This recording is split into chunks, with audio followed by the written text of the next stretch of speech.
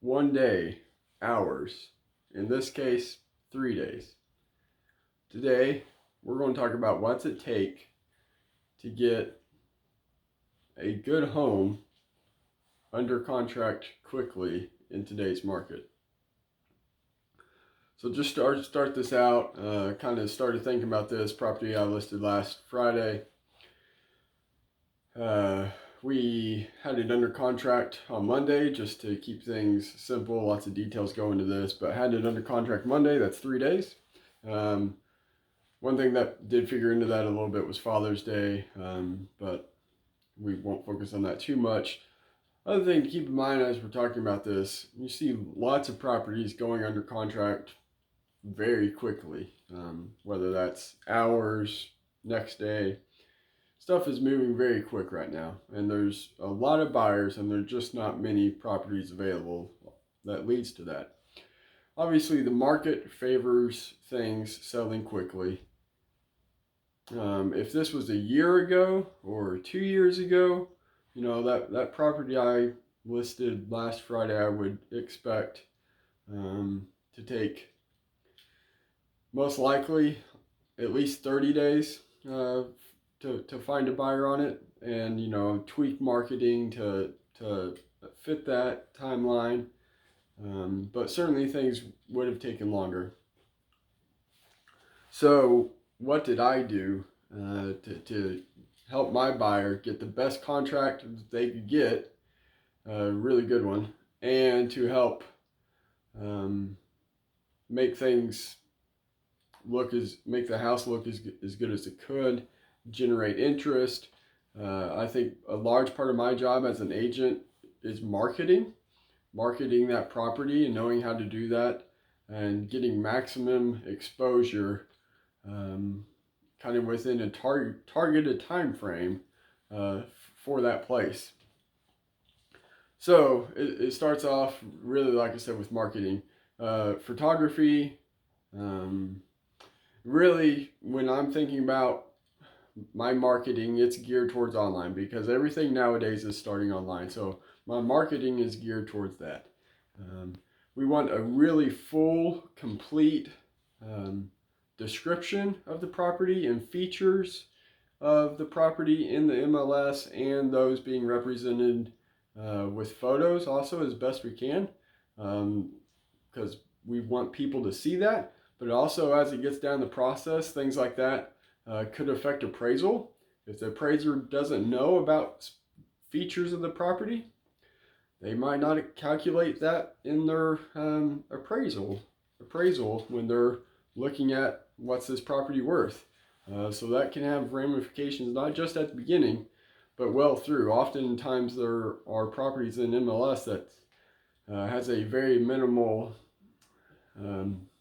information about the properties, and you need to think about, does that serve clients as best as they could be?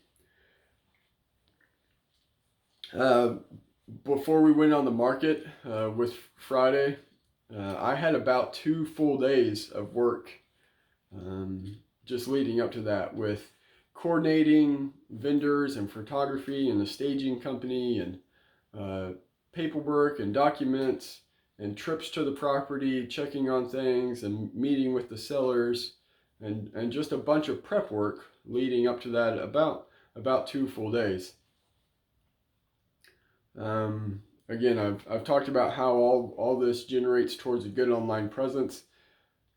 In terms of marketing specifically, with my photographer, with a staging company, social media ad, I had about $940 in marketing expenses for this property.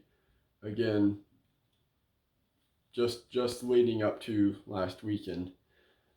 So there's a lot of marketing and prep that goes into really making a place look as good as it can and getting it ready. I also did an open house on this property, and I'll talk about this as to how it affects trying to maximize what a seller can get. If you look at statistics put out by National Association of Realtors, it says less than 10% of buyers find the property that they end up buying at an open house.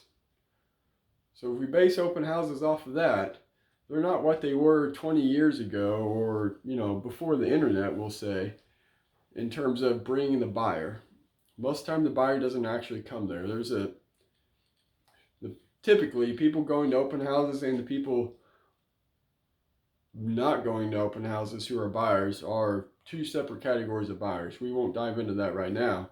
But the reason I like to, if we can, do an open house on a listing is because that open house puts in the back of the mind of a buyer that there could be competition. So I need to make my offer as good as I can because of potential competition. They see this open house as, man, someone could be doing something because that open house. So it just plants in another buyer's mind that I need to make my offer as strong as I can. That is my main reason for doing open houses. And I tell the buyer exactly what I've told you when we're talking about doing an open house, along with a couple other things that they need to consider. But as far as serving the seller as best we can, that's the reason for it. Again, all this is done creating maximum exposure. I could show you numbers in terms of how many views I get through our MLS, through social media ads. But it's virtually, I don't know all the numbers because it gets exposed to so many websites through our MLS that it's very difficult to all those numbers. And that's really the challenge of someone trying to do for sale by owner. Not only do they not do this day in and day out, so as far as marketing and title work and getting things lined up and negotiations, they don't handle that day in and day out. But they can put it on our websites, they can take some pictures, but there's almost no way that they can generate the exposure for a property the way a good agent can. So if you have questions about that and about how to generate interest for a property that you're considering, or just thoughts you might have, love to talk to you on the phone or sit down for coffee. So thanks.